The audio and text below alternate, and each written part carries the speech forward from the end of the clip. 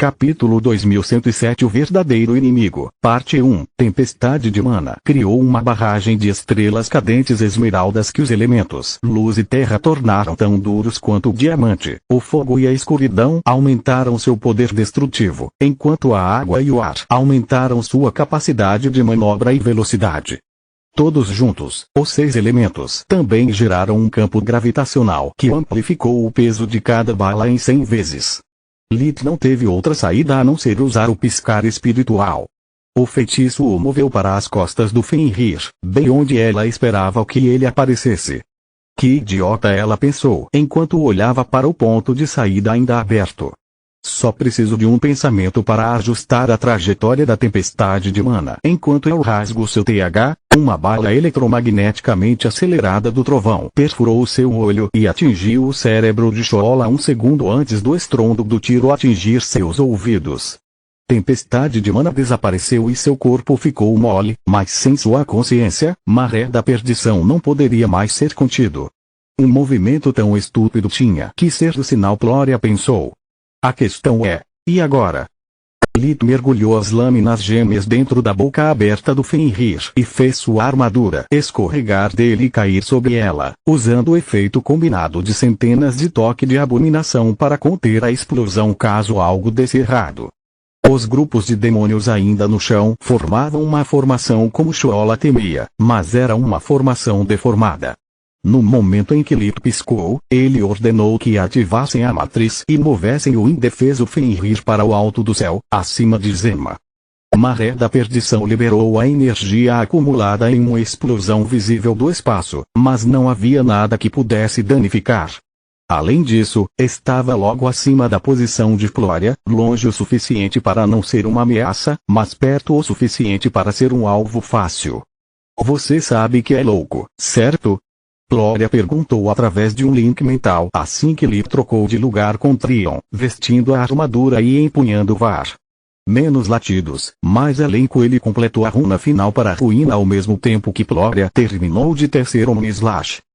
Sentindo a energia mundial e o exército de demônios ao seu redor, Shola usou o revigoramento para recuperar sua força e o corpo de mana para evitar que o toque das abominações a matasse. Ela estava muito ocupada impedindo que pequenas pragas entrassem em sua boca aberta e feridas para perceber a explosão que se aproximava.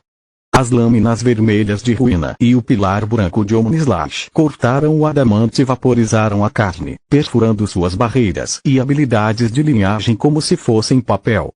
Sem que seu general lhes desse ordens, os esquecidos continuaram lutando como máquinas e perderam devido à sua incapacidade de se adaptar à mudança de formações de batalha do inimigo. Para piorar as coisas para o exército de defesa, a explosão da maré de perdição sobrecarregou os demônios, trazendo todos eles para 6 olhos. Em menor número que os inimigos à sua frente e dominado pelos que estavam atrás deles, o exército que protegia Zema foi rapidamente exterminado. Até poucos minutos atrás, os cidadãos teriam se levantado e lutado ao lado daqueles que consideravam seus libertadores da tirania da realeza. Depois de ouvirem Shola apostando em suas vidas, no entanto, eles não tinham mais tanta certeza sobre em que acreditar. Os seus heróis tinham acabado de ameaçar destruir Zema enquanto os seus opressores arriscaram as suas vidas para defender a cidade. As pessoas estavam com muito medo e confusas para mover o músculo, então se esconderam em suas casas e esperaram a tempestade passar. Bom trabalho, comandante Ernas. Vencemos. Lith pendurou VAR no quadril e ofereceu-lhe a mão. Eu não posso acreditar que você realmente fez isso. Plória ignorou e o abraçou, tremendo de preocupação. E se eu errasse o tiro? E se o Fenrir percebesse seu truque e lançasse a maré da perdição na sua cara? Lith se sentiu um pouco estranho, especialmente depois da conversa que tiveram na festa de gala, mas ainda a segurou nos braços enquanto acariciava seus ombros. Se eu pedi para você confiar sua vida em mim é porque eu confio a minha em você. Ele respondeu. Caso contrário, eu nunca teria contado tudo sobre Solus, a torre e meus poderes. Podemos não estar mais apaixonados um pelo outro, mas eu ainda amo você. Você é um dos meus melhores amigos e isso não vai mudar, não importa o que aconteça. Realmente? Ela disse entre fungadas, enquanto lágrimas velavam seus olhos. Sim. Além disso, os demônios tinham a ordem de usar a matriz de teleporte para me mandar embora caso algo desse errado. Sempre tenho 1 ou 2 planos de contingência prontos. Lita sentiu. Que idiota. Você não confiou em mim. Flória o empurrou com raiva. Não, eu só não queria morrer. Além disso, Trion teria trazido você para um lugar seguro enquanto Locrias estava encarregado de teleportar-te e Solos Lita encolheu os ombros. Eu não poderia colocar em risco a vida das tias e da madrinha do meu filho. Você realmente quer que eu seja a madrinha? Sua raiva desapareceu em um instante. E quanto a Salark, Solos ou Rena? Caramba, talvez até Faeluel esteja esperando que você peça a ela para cuidar do bebê caso algo aconteça com você. Bem, a vovó fará parte da vida do bebê de qualquer maneira. E não me sinto seguro em confiar um papel tão importante a alguém que provavelmente irá bajulá-los a seu serviço. Lit balançou a cabeça. Solo seria a escolha perfeita se não fosse pelo nosso vínculo.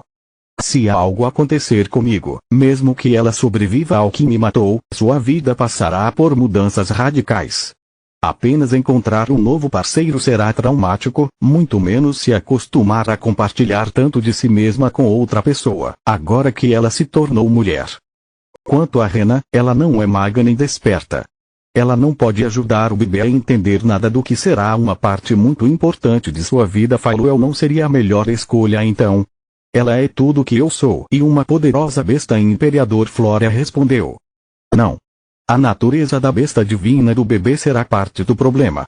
Se eles forem como eu, não terão problemas em aceitar seus poderes, mas correrão o risco de ficar bêbados com isso. Lit disse. Eles seriam o híbrido humano Tiamat até os 20 anos. E quero que meu filho seja criado como membro de ambos os mundos. Espero que você aceite e seja capaz de ajudá-los a não perder sua humanidade, assim como você fez comigo. Camila está bem com isso? Flória perguntou. Claro. Caso contrário, eu não faria essa oferta. O que você me diz? Eu digo sim. Flória apertou a mão de Lit, emocionada demais com suas palavras para se perguntar por que eles não pensaram em Zinha. A resposta foi que Camila tinha medo de Vastor e não gostava da ideia do bebê crescer cercado por assassinos em massa milenares. Lit e Flória retornaram ao solo alguns segundos depois, mas a batalha já havia terminado. Depois que os demônios limparam a prefeitura dos esquecidos de Trude, Tista não teve problemas em chegar ao painel de controle e desligar o sistema defensivo e reconectar o portal com a rede dimensional do reino. Os guardas reais de Valeron fizeram um trabalho rápido com o que restava da resistência, enquanto os soldados prendiam aqueles que se rendiam. Capítulo 2108 O verdadeiro inimigo, parte 2, foi uma vitória incrível, mas ninguém se alegrou com isso. O exército conquistador tinha agora que lidar com uma cidade cheia de traidores que não poderiam ser executados ou presos sem reduzir Zemma a uma concha vazia. Os habitantes da cidade, em vez disso, temiam o castigo que a coroa lhes infligiria por se aliarem à Rainha Louca.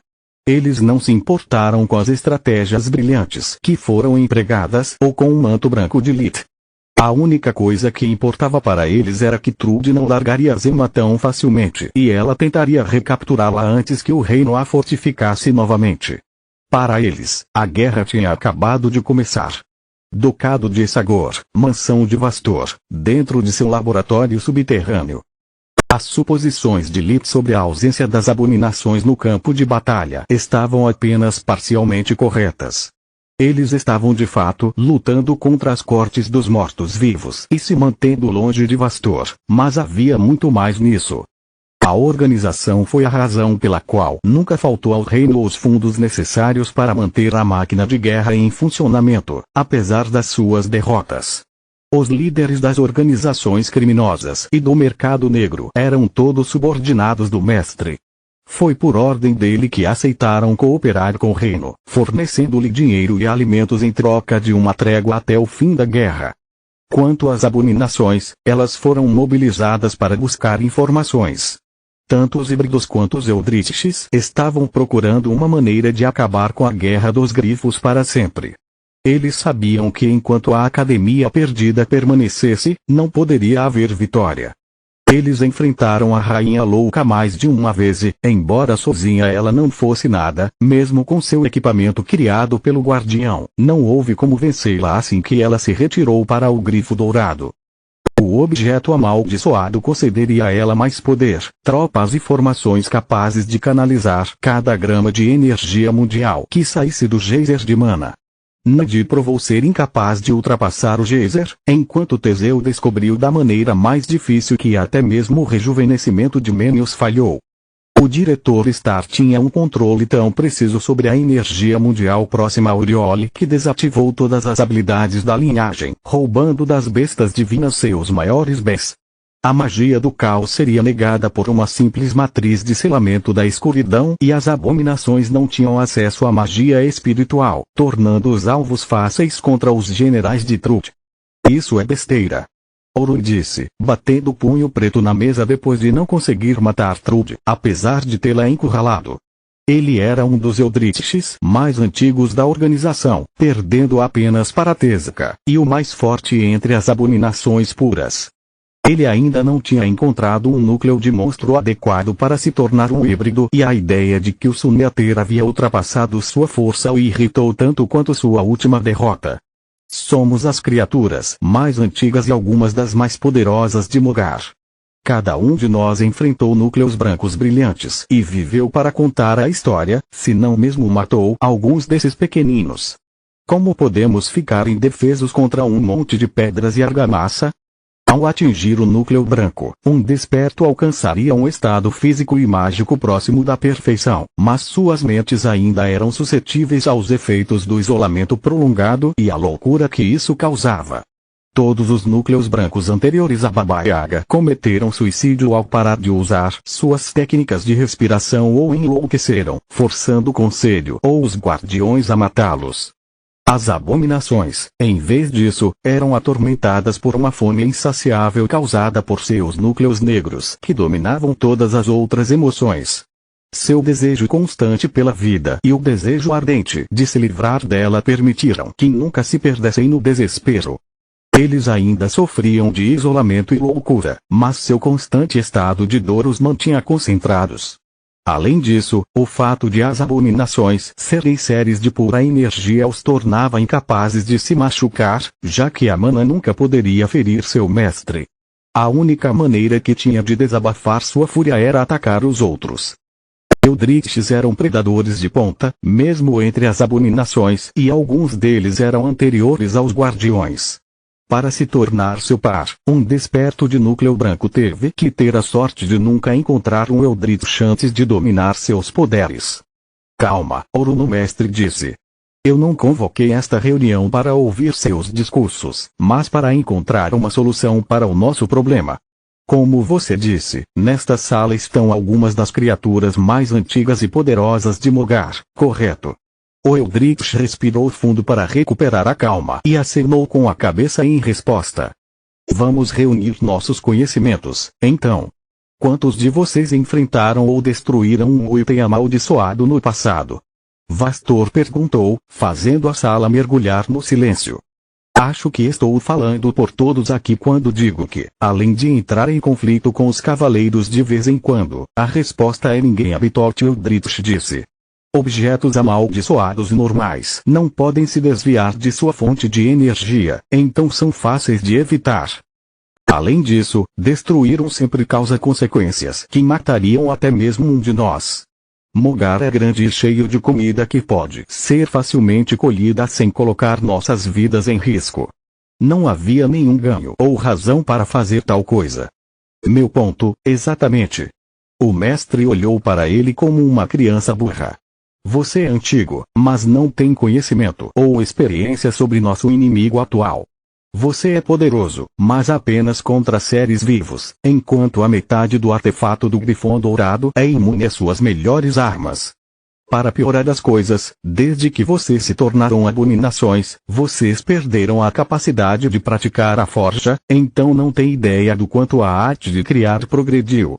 A este respeito, você é ainda mais fraco que os mestres de forja real. Bem, talvez se você fosse competente o suficiente para nos transformar em híbridos também, não estaríamos enfrentando esse obstáculo. Ouro respondeu com um grunhido, fazendo toda a sala explodir em alvoroço. O escolhido de Vastor chegou perto de pular em seu pescoço, assim como a maioria das outras abominações. Tentei combinar seu núcleo negro com todas as espécies de monstros que você me trouxe e até mesmo algumas espécies raras que o reino me concedeu como cobaias de estudo, mas seus tecidos nunca criaram raízes. A voz calma de Vastor rugiu como um trovão acima do caos na sala. Fiz o mesmo com o resto dos membros da organização e mesmo tendo falhado, sei que fiz o meu melhor. Se você acha que pode fazer melhor, terei prazer em passar a liderança para você. Você sabe que não tenho acesso à magia de cura e que meu conhecimento em forja está desatualizado há séculos. Mesmo que eu não tivesse tais problemas, com meu corpo feito de caos, eu destruiria seu delicado equipamento ao primeiro toque. Oron odiava admitir o quanto estava indefeso e se odiava ainda mais por ter se encurralado. Então pare de ter acessos de raiva, velho fóssil. Caso contrário, eu obrigo você. Nadine, o Minotauro Orc, disse enquanto conjurava seu equipamento com seu amuleto dimensional. Continua no próximo vídeo.